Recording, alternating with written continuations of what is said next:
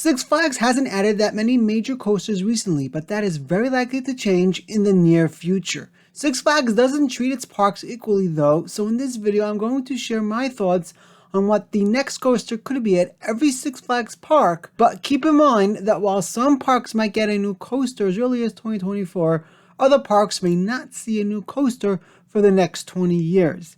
I'm simply predicting the next new coaster for each Six Flags park whenever that park finally does get their new coaster. Oh, and some of the coasters on this list will be a lot better than you expect.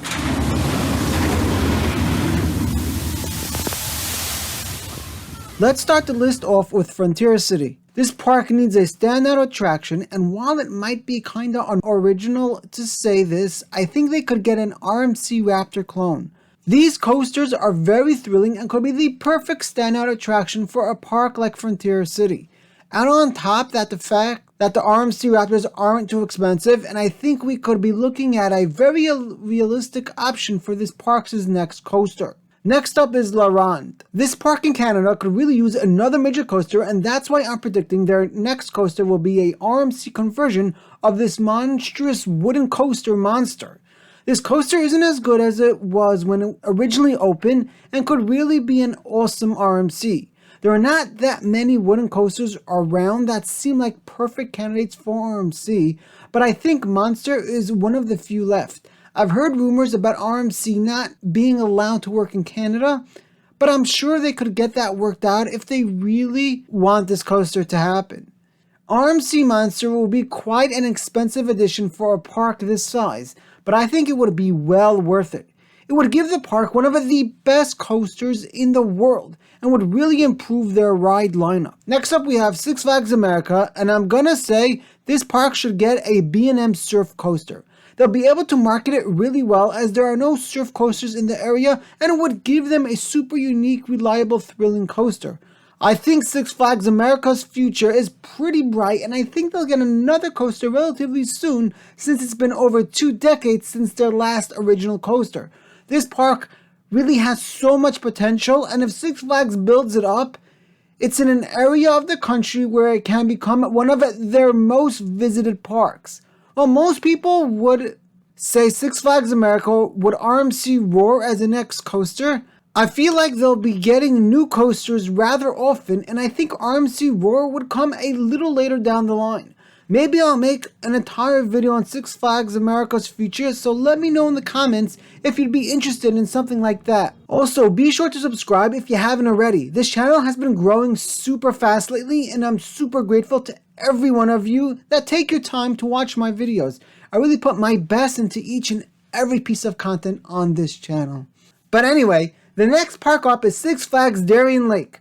This park could really use anything since it doesn't really have that much competition, but I'm going to throw in the S&S Axis coaster here. I think Six Flags will eventually want to test out S&S's newest coaster model, and I'm not sure they'd want to test it in one of their regular test parks. While Fiesta, Texas could do great things with an Axis coaster, as the park continues to grow, it becomes more and more risky for their chain to test a prototype coaster there. I think Darien Lake will be the perfect park for an S&S Axis coaster, and it would be a relatively cheap, extremely unique addition that could very strongly benefit the park. Six Flags Discovery Kingdom is up next, and for this park, you gotta think something compact and not too tall, since the park is landlocked and has a height limit preventing them from building anything over 150 feet.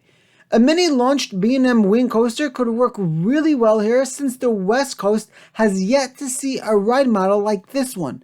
Discover Kingdom has a lot of random coaster models since the park has a height limit, so adding a B&M would be a smart move to help with capacity and reliability. Six Flags Fiesta Texas is next up, and for this park it couldn't be more obvious.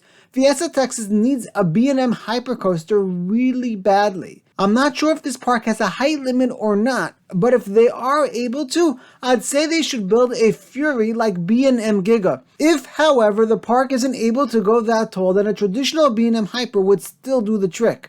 Fiesta Texas is one of the largest parks in the world without a B&M Hyper, and they could really do awesome things if they built one. The Hyper coaster we've seen B&M build recently have been some of their best, so this new coaster could really boost the park's coaster lineup while also giving them a GP pleaser reliable attraction with incredible capacity. Six Flags Great Adventure is next up, and they really need a launch coaster that isn't as fast as King of the Ka. A family launch coaster could work here like something from Intamin, similar to Cheetah Hunt at Busch Gardens, Tampa. But the option that is far more likely is a dueling Premier Rides launch coaster similar to West Coast Racers. East Coast Racers is probably not too far out in the future, and who knows, maybe Great Adventure is already planning this for their next coaster in 2024. Six Flags Great America is a park I feel could go many different ways for the next coaster, but the most obvious answer is the cloned RMC Raptor. These large-scale clones of the single rail coasters are really inexpensive rides and are extremely popular and unique. Six Flags has already built 2 of these at their 2 top parks. So I wouldn't be surprised to see this make its way to Great America next for their next coaster.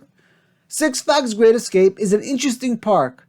I feel like this park is more of a family park than the other Six Flags parks, which is why I think a Vekoma family coaster similar to Dollywood's new Big Bear Mountain will be a great fit here. This has a ton of potential, and I'm not sure how Six Flags plans to treat it over the next bunch of years. But whenever they do finally get a new coaster, I'm betting it'll be a family coaster. Six Flags Magic Mountain is up next, and I think they could really benefit from something from Mack rides. Six Flags hasn't really worked with Mack rides that often, but I think an extreme spinner could be a great fit at this park. This park really could use another elite coaster, and the Mack Extreme Spinners have proven to be just that. These coasters are pretty expensive though, so I think Magic Mountain might have to wait a bit for a new coaster.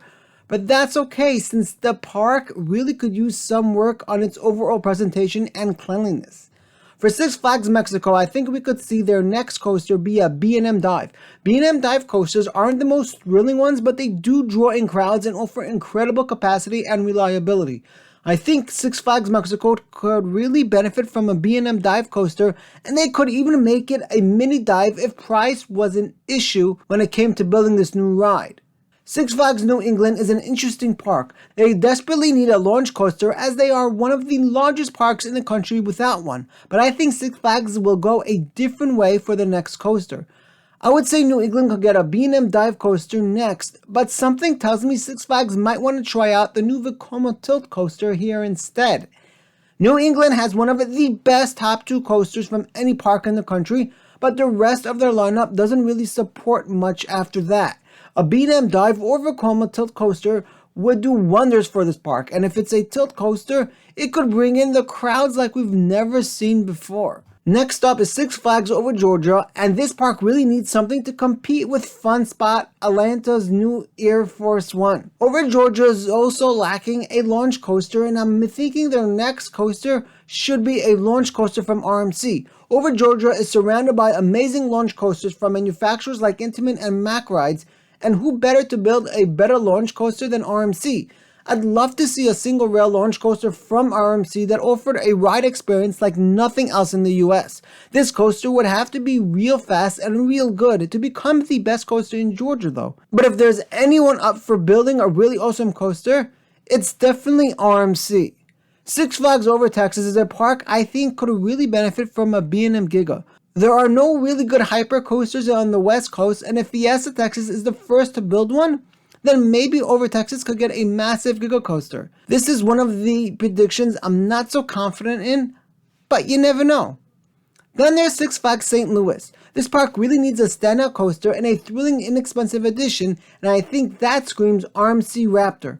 However, the Boss is a perfect old wooden coaster for the RMC treatment, and I think that will be the park's next coaster. RMC Boss is one of the most highly anticipated projects in roller coaster history, but it still hasn't happened. Six Flags St. Louis's story is kinda a sad one, similar to that of Dorney Parks. I made a video going through the entire story of Dorney Park back from when the park was originally purchased for $50 million by the Cedar Fair chain.